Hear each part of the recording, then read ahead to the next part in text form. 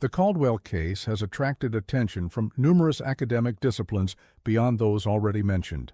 In 2008, linguistic anthropologist Dr. Sophia Chen conducted a detailed analysis of all written materials associated with the case, from Ephraim and Margaret's journals to official reports, newspaper accounts, and subsequent research. Her work, published in the Journal of Linguistic Anthropology, identified several patterns that had previously gone unnoticed. Dr. Chen discovered that Ephraim's writing exhibited a gradual but significant shift in linguistic structure during the months preceding his disappearance. His early journal entries followed conventional English syntax and vocabulary. However, entries from January 1909 onward showed increasing deviation from standard patterns, unusual word order, repetition of certain phrases, and the emergence of what Chen termed idiosyncratic semantic clusters around concepts of division, flow, and transformation. Most notably, Chen identified a recurring three-part structure in many sentences that appeared in both Ephraim and Margaret's later writings.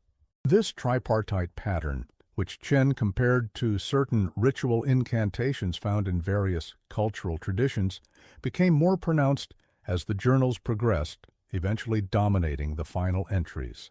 What we observe, Chen wrote, is not simply psychological deterioration reflected in writing, but the emergence of a structured alternative linguistic system, as if the writers were adapting their language to express concepts that standard English couldn't adequately contain. This linguistic analysis suggests the Caldwells weren't merely descending into incoherence, but were developing specialized language to articulate experiences or concepts outside conventional categories. Chen compared this phenomenon to glossolalia, speaking in tongues, observed in certain religious contexts, but noted that the Caldwells' linguistic innovation maintained internal consistency and apparent communicative intent rather than random vocalization. Even more intriguing was Chen's discovery that certain phrases in the Caldwells' writings matched, with minimal variation, expressions found in much older documents, specifically fragments of 18th-century journals kept by Shawnee language interpreters who had recorded traditional beliefs about the Tug River. These linguistic parallels suggested either direct knowledge of these older texts, unlikely given their obscurity, or independent arrival at similar expressions when describing the same location. Chen's work provides a linguistic dimension to understanding the Caldwell case, suggesting that whatever they were experiencing or attempting to accomplish involved concepts so outside conventional categories that they necessitated linguistic innovation to express. Their altered language reflected altered perception, altered thinking, and perhaps altered states of consciousness connected to their activities at the river.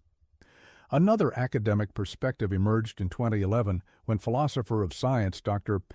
Aaron Michaels published Boundary Conditions: Epistemological Limitations in Anomalous Environmental Studies, which included an extensive section on the scientific investigations of Caldwell's Bend as a case study in the challenges of studying phenomena that resist conventional categorization. Michaels argued that the location represents what he termed an epistemic limit case, a situation where standard scientific methodologies encounter phenomena that cannot be reliably measured, reproduced, or categorized within existing theoretical frameworks. Such cases, he suggested, reveal the boundaries of scientific knowledge, not because the phenomena themselves are necessarily supernatural, but because they exist at the edges of what current scientific paradigms can accommodate.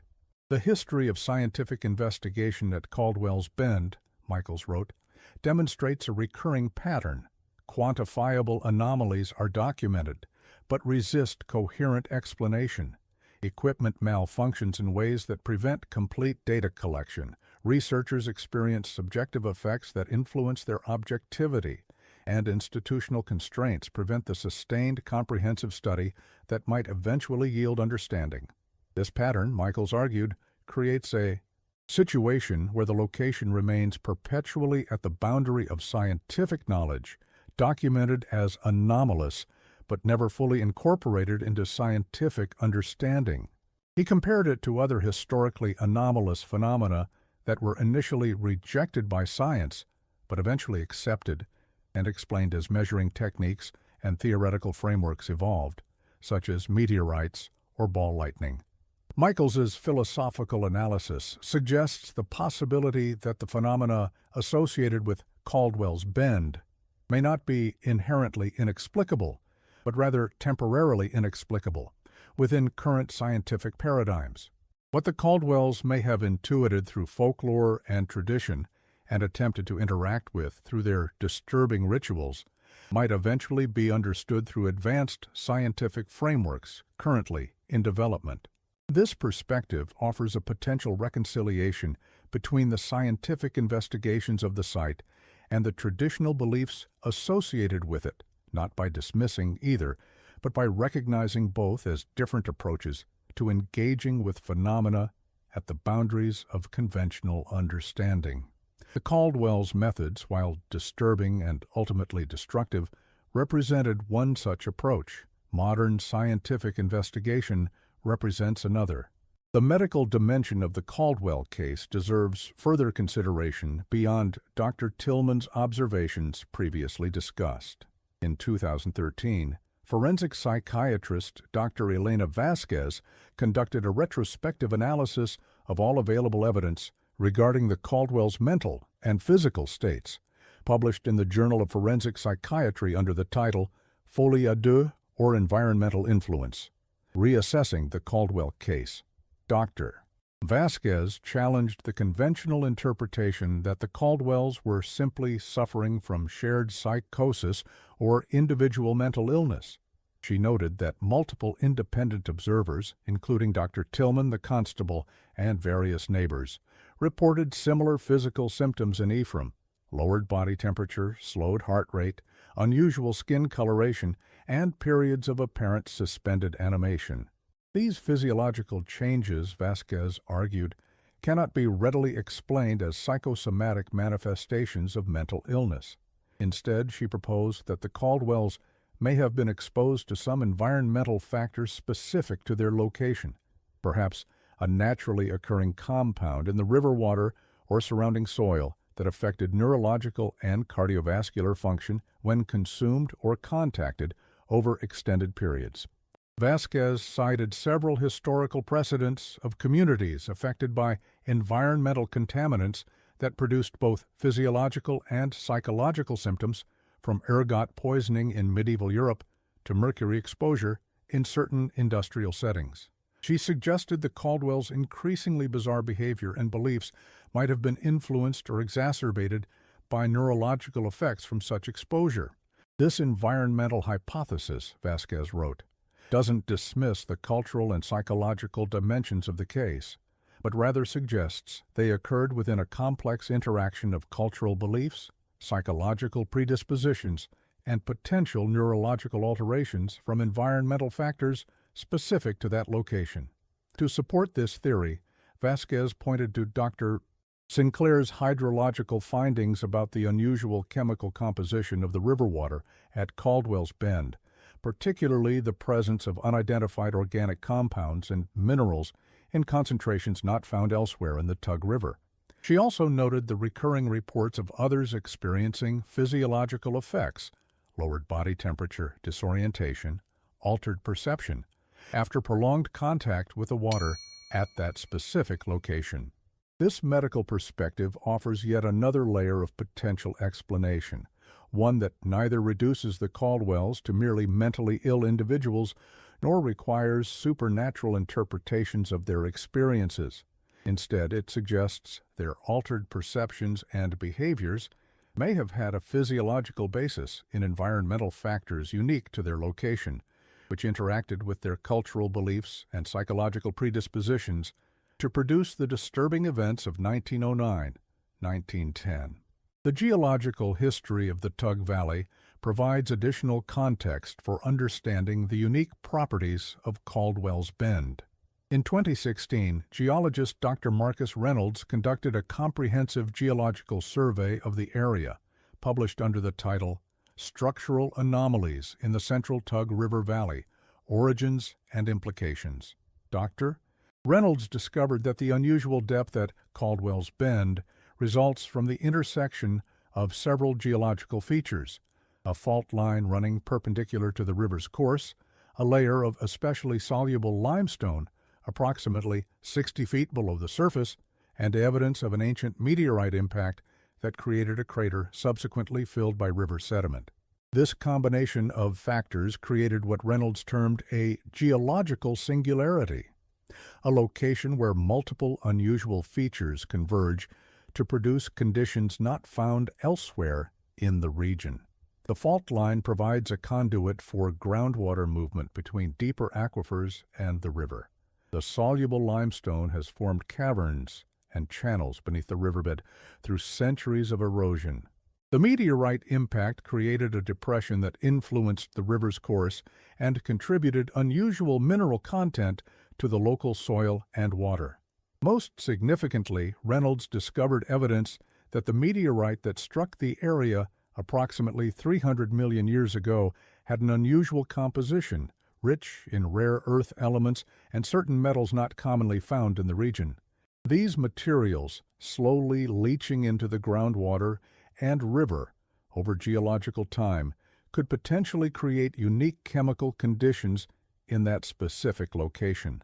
This geological analysis provides a physical basis for understanding why Caldwell's Bend might differ from surrounding areas in ways that affected human experience. The unusual mineral content could influence water properties, potentially affecting equipment function or even human physiology when consumed regularly. The subterranean cavern system could explain acoustic anomalies and unusual water movements. The fault line could facilitate gas releases from deeper geological strata, potentially including compounds that might affect perception or consciousness when inhaled in specific concentrations. Reynolds was careful to present these findings without specifically connecting them to the historical events or reported phenomena at the site. However, he did note in his conclusion that the convergence of these geological factors creates a truly unique environment with properties that distinguish it from surrounding areas in ways that might not be immediately apparent but could potentially influence both natural systems and human experience over time. This geological perspective adds another dimension to our understanding of why this particular bend in the Tug River might have attracted attention across generations, from indigenous peoples to the Caldwell family to modern researchers.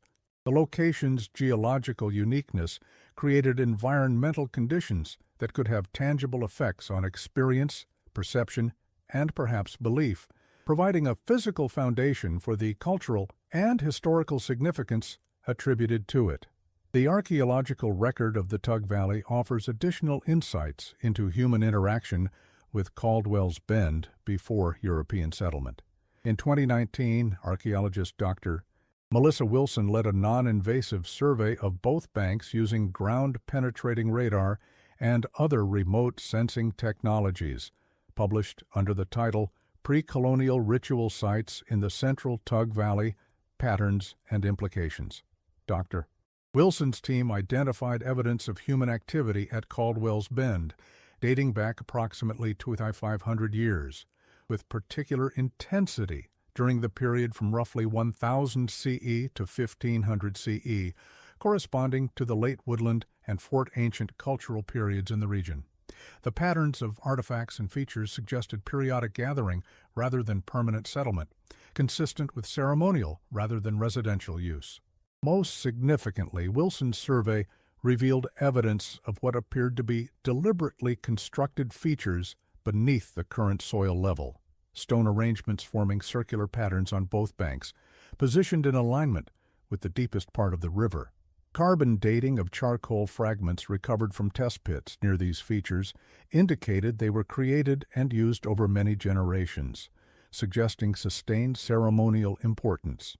The archaeological evidence, Wilson wrote, supports the ethno-historical accounts of this location being used for specialized ritual purposes by indigenous peoples of the region.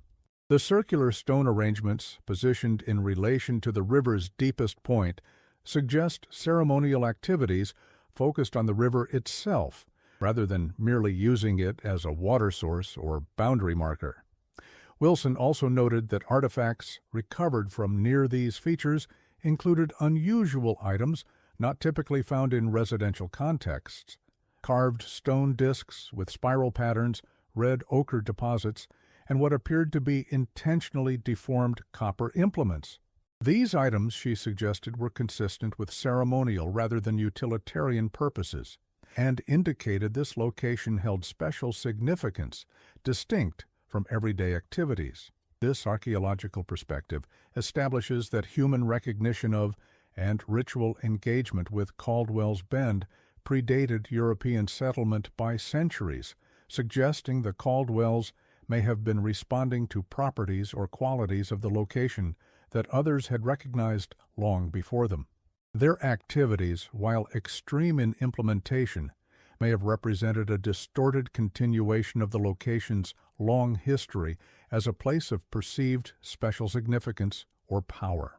The historical context of the early 1900s provides important background for understanding the Caldwell case. This period saw significant cultural and economic transitions in Appalachia as industrialization transformed traditional communities. Coal mining operations expanded rapidly, bringing outside corporate interests, population changes, and environmental impacts to previously isolated areas. Historian Dr. Jonathan Bennett, in his 2014 book, Traditions Under Pressure: Appalachian Culture in the Industrial Era, argued that the Caldwell case represented an extreme example of a broader pattern of response to these changes. As traditional ways of life were disrupted by industrialization, some individuals and communities responded by intensifying their adherence to folk practices and beliefs as a form of resistance or preservation. The Caldwells, Bennett wrote, were living at the frontier of industrial encroachment on traditional Appalachian life. The coal companies' interest in their property represented not just economic pressure, but existential threat to a way of understanding their relationship to the land and river that had persisted for generations. Their extreme actions can be partially understood as a desperate attempt to preserve or consummate a traditional relationship with place that was being rendered obsolete by industrial development. This historical framing places the Caldwell case within broader patterns of cultural response to modernization and suggests their actions, while uniquely disturbing, reflected tensions experienced throughout the region during this period. The industrial transformation of the landscape, physically through mining and construction, legally through property acquisition, culturally through changing economic relationships, created conditions where traditional connections to place became increasingly difficult to maintain. The Caldwells' resistance to selling their property, their intensified engagement with folk practices regarding the river, and their apparent attempt to achieve some form of transformation or transcendence connected to the location can be seen as responses to these pressures, albeit responses that took extreme and ultimately destructive forms.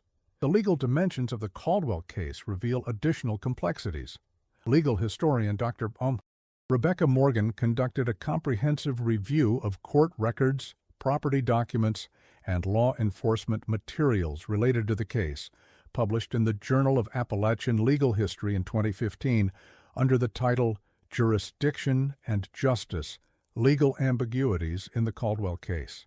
Dr. Morgan discovered that the investigation was complicated by jurisdictional issues beyond those previously discussed. The Caldwell properties straddled not only a state line, but also county boundaries within each state. Additionally, certain aspects potentially fell under federal jurisdiction due to the interstate nature of the Tug River as a navigable waterway. This created a situation where multiple law enforcement agencies had partial jurisdiction, but none had comprehensive authority.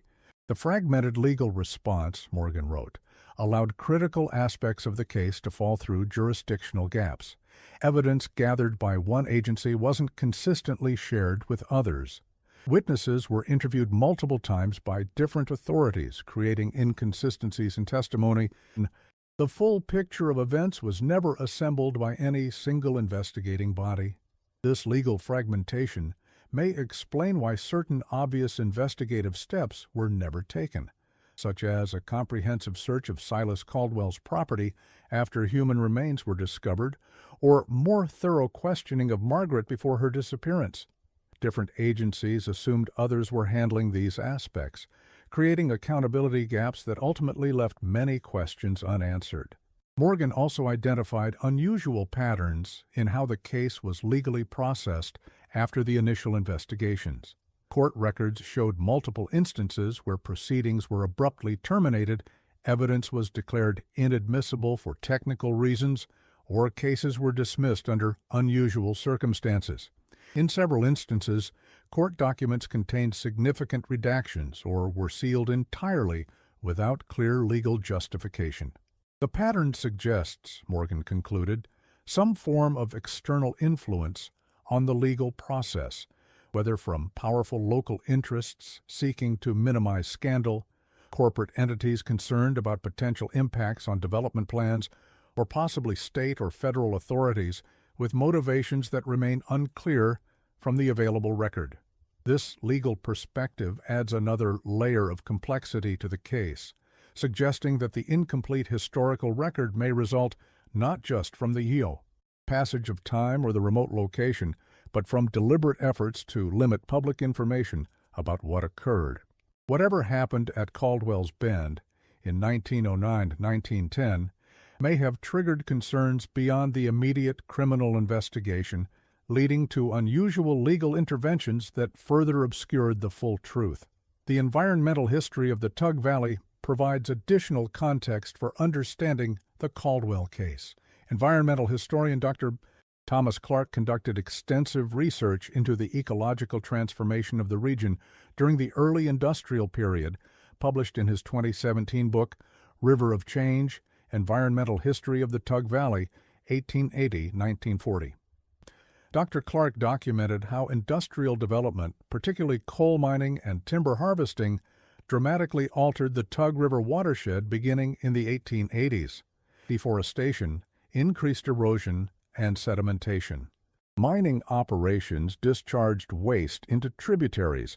Railroad construction modified the river's course in several locations. These changes affected water quality, flow patterns, and riverbed composition throughout the system. The Tug River that the Caldwells knew in 1909, Clark wrote, was already significantly altered from the river their grandfather had encountered when establishing the homestead in the 1850s. Industrial activity had changed its physical properties, chemical composition, and relationship to the surrounding landscape. Clark suggested these environmental changes may have influenced the Caldwells' perception of and relationship with the river. If they believed, as evidence suggests, that the river at their property possessed special qualities or powers, they would have witnessed these qualities apparently diminishing or changing as industrial development progressed upstream and downstream from their location.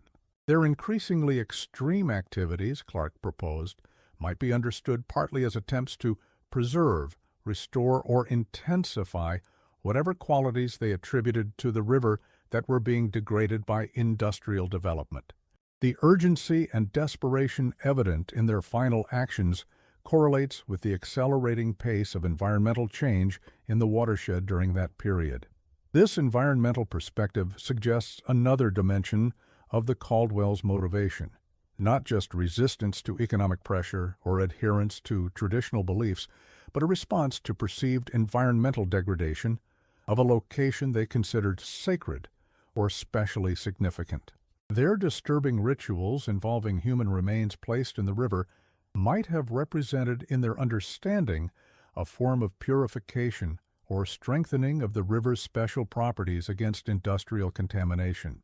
Clark also noted that the unusual depth and water properties at Caldwell's Bend might have made that specific location more resistant to the environmental changes affecting the rest of the river, creating a situation where it remained relatively less altered while surrounding areas changed dramatically.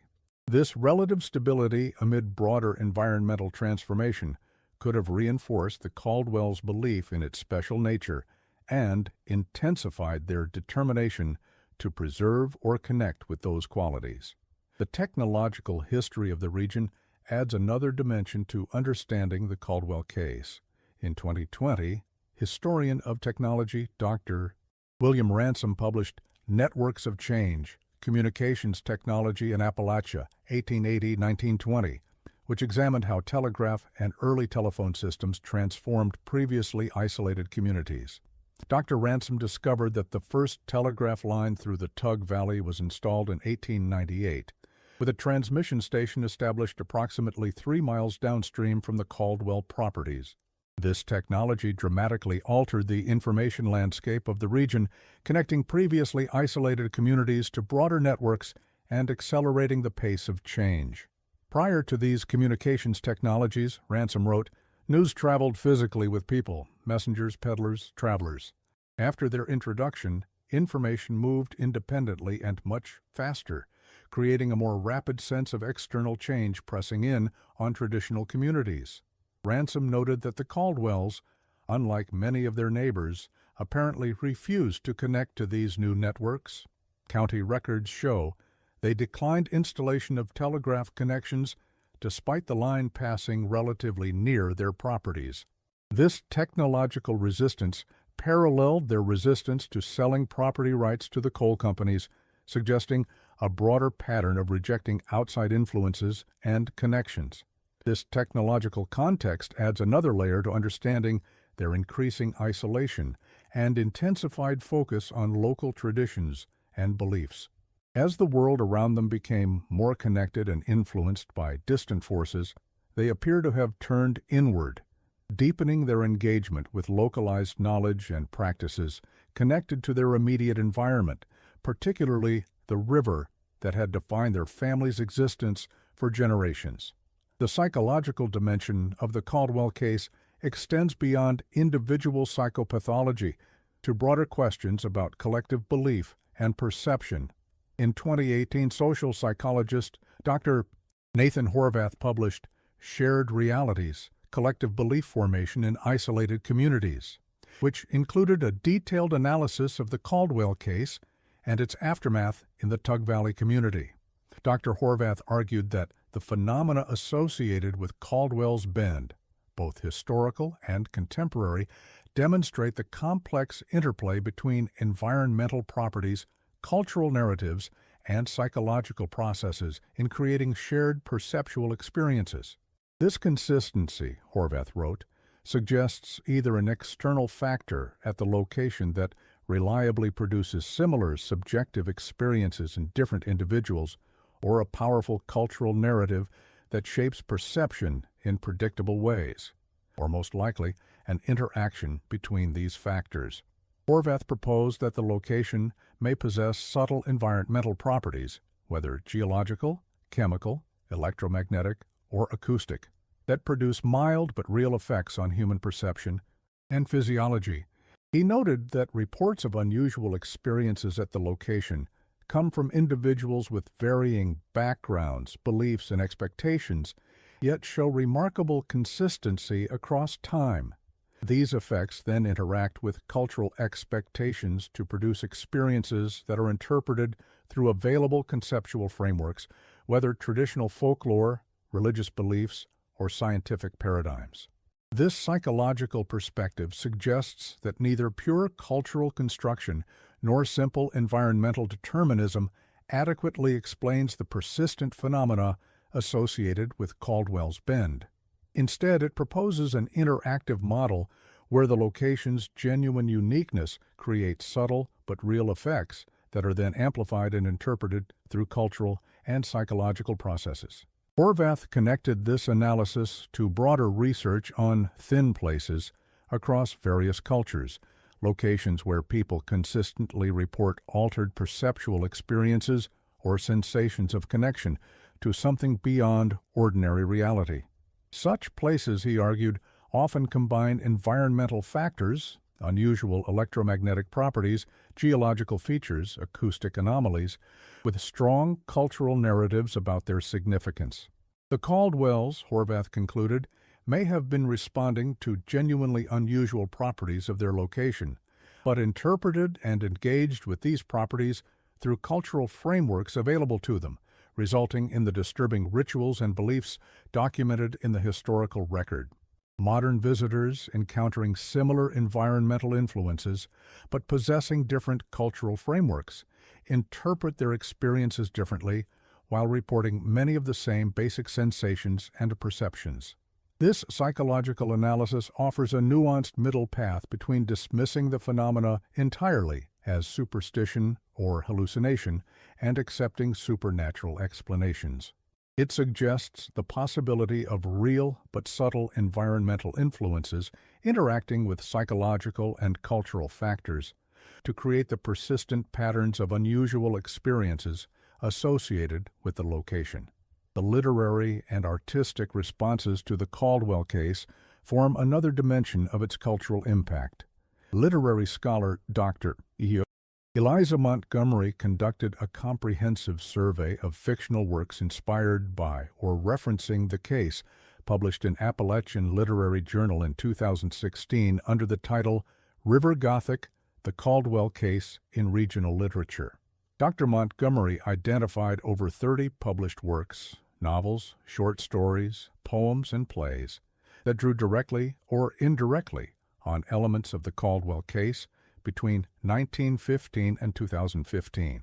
The literary response to the Caldwell case, Montgomery wrote, reveals how it has functioned as a cultural touchstone for exploring broader themes in American experience: industrialization's impact on traditional communities, the complex relationship between humans and landscape, the limitations of rationalist approaches to understanding reality, and the psychological effects of existing at boundaries between defined categories or states. Montgomery noted that these literary works often focused less on the gruesome details of the historical events and more on the conceptual elements: the river as boundary, the attempt to transcend physical limitations, the tension between traditional knowledge and industrial modernity. These ranged from sensationalized pulp horror stories in the early 20th century to sophisticated literary works engaging with themes of place, boundary, transformation, and environmental consciousness in more recent decades. This thematic approach transformed the specific historical incident into a more universal exploration of human relationship to place and the desire to transcend boundaries. Artistic responses extended beyond literature. Montgomery documented numerous visual artworks, musical compositions, and theatrical performances inspired by the case. These included a series of paintings by regional artist Samuel Davidson in the 1950s, depicting the Tug River in abstract forms, suggesting hidden depths and movements. A chamber music composition by Elizabeth Warner, titled Three Voices, One Current, premiered in 1978, and a multimedia installation by Artist Collective Borderlands that toured Appalachian galleries in 2005-2006. This artistic engagement suggests the Caldwell case has transcended its historical specificity to become a cultural metaphor for broader themes resonating beyond its regional origins.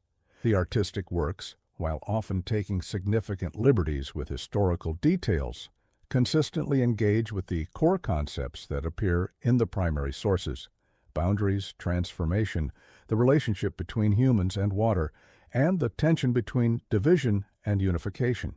The international context provides yet another perspective on the Caldwell case.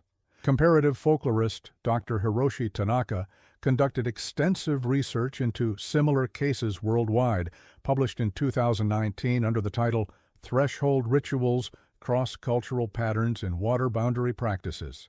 Dr. Tanaka identified numerous traditions across diverse cultures involving ritual practices at river boundaries, particularly where rivers formed political or cultural borders. These practices, while varying widely in specific implementation, shared conceptual elements with what the Caldwells appear to have been attempting, using the liminal nature of boundary waters to facilitate transformation, communication across boundaries, or unification of divided elements. Examples Tanaka documented included Japanese traditions of misogi purification rituals conducted at the confluence of rivers, Celtic practices involving offerings at boundaries between territories, Amazonian tribal rituals using river water from territorial boundaries in shamanic transformation ceremonies, and Scandinavian folklore about rivers separating the world of the living from other realms. The disturbing aspect of the Caldwell case, Tanaka wrote, is not the underlying conceptual framework which appears in many cultural traditions, but the literal and physical implementation of concepts that are typically expressed symbolically or through controlled ritual processes. What most traditions accomplish through symbolic representation, controlled quantities of water, or ritualized immersion, the Caldwells attempted through direct physical transformation and placement of human remains. This comparative perspective suggests the Caldwells may have been drawing on or independently arriving at concepts with broad cross-cultural distribution, ideas about boundary waters as liminal spaces with transformative potential. What distinguished their actions was not the underlying conceptual framework, but the extreme and literal implementation of concepts that most traditions express symbolically or through limited ritual engagement.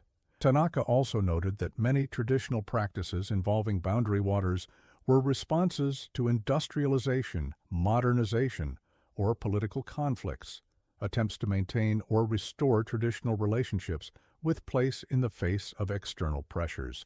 This pattern, he argued, parallels the Caldwells' actions occurring during a period of rapid industrial transformation of their environment and economic pressure on their traditional way of life. This international perspective places the Caldwell case within broader patterns of human relationship to boundary waters, while highlighting the extreme nature of their specific implementation. It suggests they were engaging with concepts that have deep cross-cultural resonance, but in ways that violated normal boundaries between symbolic expression and physical action. The contemporary status of Caldwell's Bend reveals ongoing tensions between different approaches to understanding and relating to the location. Following the abrupt abandonment of corporate development efforts in 2018, the properties have remained in legal limbo, officially owned by defunct corporate entities, but with property taxes paid through obscure financial arrangements that effectively prevent tax foreclosure or public acquisition. Local government officials have expressed frustration with the situation, which prevents either development or conservation of the properties. Pike County Commissioner Eleanor Hayes, quoted in a 2021 newspaper article, stated, "We have potentially valuable riverfront property sitting unused, generating minimal tax revenue, while we can't even establish public access for fishing or recreation because of the complicated ownership situation. It's as if someone wants to ensure the properties remain isolated and inaccessible." This continued isolation, now maintained through contemporary legal and financial mechanisms rather than family ownership, extends the pattern established by the Caldwells themselves. The location remains separated from normal use or access, neither fully incorporated into modern development nor officially preserved as a historical or natural site. This liminal status, neither one thing nor another, mirrors the boundary-crossing themes that pervade the historical case. Scientific interest in the location continues despite the access limitations. In 2022, geophysicist Dr. Robert Chen of Carnegie Mellon University received permission for limited research access to conduct remote sensing studies using drone-mounted instruments. His preliminary findings, presented at the American Geophysical Union Conference, but not yet published in peer-reviewed literature, identified several anomalies warranting further investigation. According to conference proceedings, Chen's team detected unusual electromagnetic patterns centered on the deepest part of the river. fluctuations that didn't correspond to known geological or hydrological processes. They also documented temperature variations that followed lunar cycles rather than seasonal patterns, and acoustic anomalies that seemed to originate from beneath the riverbed. Chen's presentation carefully avoided speculation about the causes of these anomalies, focusing instead on methodological approaches for further study. However, in the question and answer session following his presentation, he acknowledged that the combination of anomalies at this specific location was unique in my research experience and merited a comprehensive, multidisciplinary investigation if access restrictions could be overcome. This ongoing scientific interest, despite the challenges of limited access and previous inconclusive investigations, suggests the location continues to present genuine anomalies that resist conventional explanation. Whatever the Caldwells believed about or did at Caldwell's Bend, the place itself continues to exhibit properties that attract scientific attention and resist complete understanding. Local attitudes toward the site continue to evolve, particularly among younger generations. Sociologist Dr. Maria Rodriguez conducted interviews with residents of communities near the Tug River in 2021-2022, published under the title Evolving Relationships with Haunted Landscapes in Appalachian Communities. Dr. Rodriguez found that while older residents generally maintained cautious respect for the location, continuing traditional avoidance behaviors and teaching younger family members to do the same, younger residents exhibited more diverse responses. Some embraced the location's reputation, occasionally organizing unauthorized visits as a form of thrill-seeking or paranormal tourism. Others actively rejected what they viewed as superstitious thinking, deliberately fishing or swimming in the prohibited areas to demonstrate their rejection of traditional taboos. The generational differences, Rodriguez wrote, reflect broader patterns of cultural change in Appalachian communities. Younger residents, more connected to external information sources and less embedded in traditional community structures, feel greater freedom to either commodify local legends as entertainment or reject them entirely as outdated superstitions. However, Rodriguez also documented cases where young skeptics who deliberately violated traditional taboos subsequently adopted more cautious attitudes after experiencing what they described as unusual or unsettling incidents at the location. These experiences, which paralleled reports from previous generations, suggested that whatever qualities or properties had originally generated the location's reputation continued to affect contemporary visitors, regardless of their prior beliefs or expectations. This sociological perspective reveals Caldwell's Bend as a site of ongoing negotiation between traditional and modern attitudes toward place, risk, and the unknown. Rather than a simple progression from superstition to rational understanding, the community demonstrates complex and sometimes contradictory relationships with a location that continues to resist definitive categorization or explanation. The digital age has brought new dimensions to the Caldwell case through online communities, databases, and information sharing. Digital humanities scholar Dr. Jason Meyer conducted a comprehensive analysis of online discourse about the case, published in 2023 under the title Digital Folklore, the Caldwell Case in Online Communities. Dr. Meyer documented over 50 websites, forums, social media groups, and digital archives dedicated wholly or partially to discussing, documenting, or investigating the Caldwell case and associated phenomena at Caldwell's Bend. These range from serious historical research projects to paranormal investigation communities to local history preservation efforts.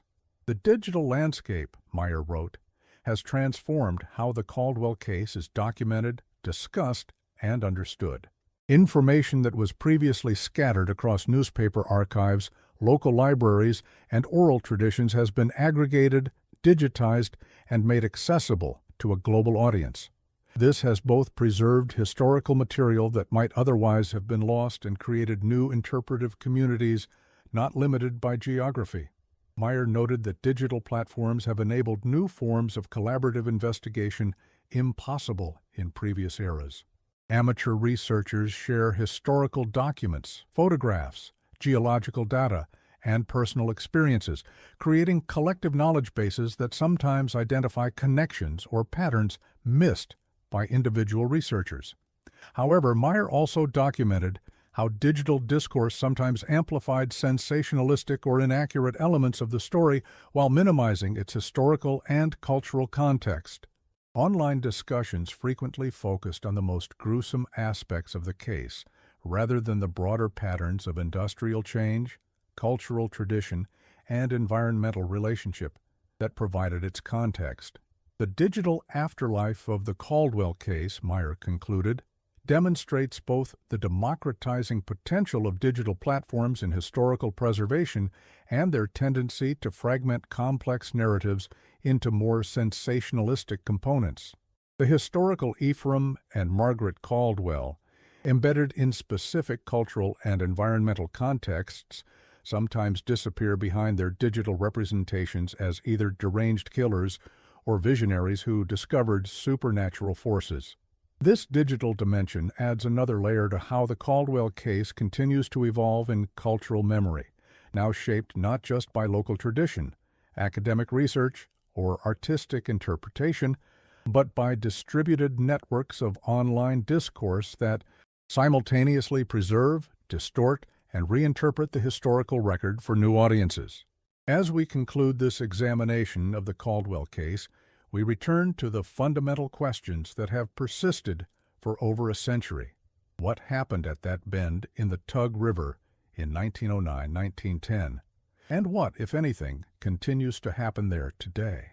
The multidisciplinary perspectives presented here, historical, geological, anthropological, psychological, medical, legal, environmental, technological, literary, international, sociological, and digital, provide complementary rather than competing frameworks for understanding.